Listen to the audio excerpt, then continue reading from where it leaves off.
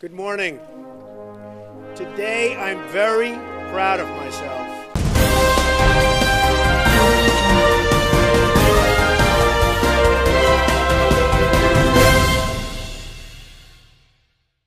Bonjour chers téléspectateurs. Aujourd'hui, c'est un journal assez particulier qui vous attend. Étant donné que c'est la Saint-Donald, nous allons analyser la vie de nos compatriotes sous le règne de notre bon président Donald Trump. Commençons par les actualités. Un couple d'homosexuels s'est fait prendre. Rejoignons notre envoyé spécial qui est sur le coup.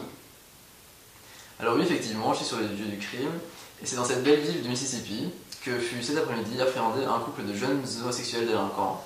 En effet, ces derniers, après s'être embrassés publiquement à de maintes reprises, tentèrent de prendre la fuite, mais furent rapidement rattrapés par les forces de l'ordre. Ils risquent donc la perpétuité. À vous les studios. La dernière pierre du mur de protection contre ces sales rats de Mexicains a déjà été posée. Voyons le résultat avec notre envoyé spécial.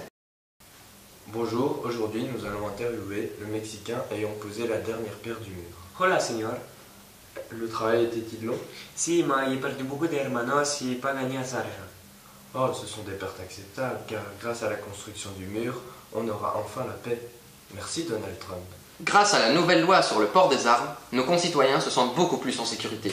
Tout de suite, un reportage de Bruce Williams. Oui, bonjour Roy. Depuis que Donald Trump a légalisé le port d'armes en lieu public, le taux de criminalité est en baisse. Poursuivons avec l'économie. Et pour ce faire, j'invite notre économiste. Bonjour Roy et bonjour chers téléspectateurs. Aujourd'hui, je vais vous montrer un graphique expliquant l'évolution de l'économie au cours des 2 dernières années. On peut voir clairement sur le graphique que l'économie est... Régie, changer graphique. Excusez-nous de problème technique. Donc je disais, on peut voir que l'économie a clairement évolué pendant ces deux ans, les 2 ans où notre sauveur a pris le pouvoir. Merci et à une prochaine pour une nouvelle séquence économie. Ensuite, un reportage en live de la maison d'un compatriote, avec notre journaliste, John Conrad. Ah, on est en antenne. Alors, bonjour, nous sommes ici avec Monsieur Smith. Alors, Monsieur Smith, qu'en pensez-vous de ce système? Je pense que Donald Trump a fait de très bonnes choses depuis qu'il a pris le pouvoir. Il a notamment interdit aux femmes de travailler, ce qui a pour effet que quand je rentre chez moi, ma femme a déjà fait le ménage, à manger, elle s'est occupée des gosses, et moi je n'ai plus qu'à poser mes pieds sous la table et lire mon journal. C'est plutôt très agréable. D'ailleurs, depuis que les femmes ne peuvent plus travailler, j'occupe un très bon poste dans le domaine de la finance, et je peux vous dire que je m'en mets plein les poches. Alors, vous, qu'en pensez-vous de ce système? Je suis vraiment très content que Donald Trump soit au pouvoir. Grâce à lui, je suis femme de foyer à plein temps. Aussi, grâce à ça, je peux m'occuper de mes enfants, Donald Jr. et Kevin Donald. C'est bon, t'as assez parlé pour la journée. Cher Président, l'Amérique moyenne, vous souhaitons une très bonne fête. Entamons maintenant le sport.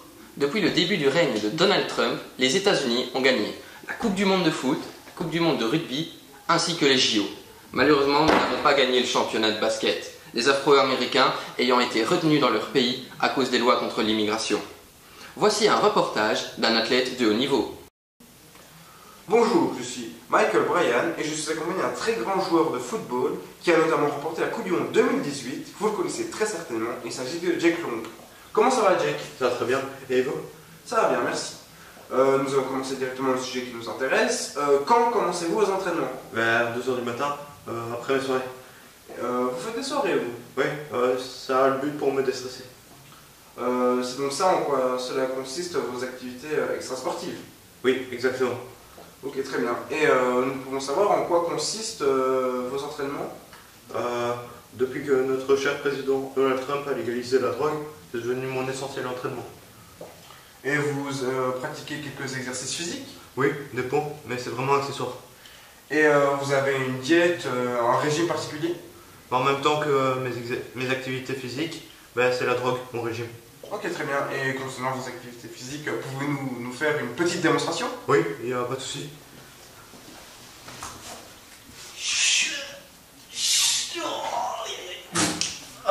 Quand je suis fatigué, mon médecin m'a dit de prendre cette piqûre avec un mélange de drogue, mais je sais pas ce qu'il y a dedans, et de me le piquer dans l'épaule. Ouah, ça va mieux.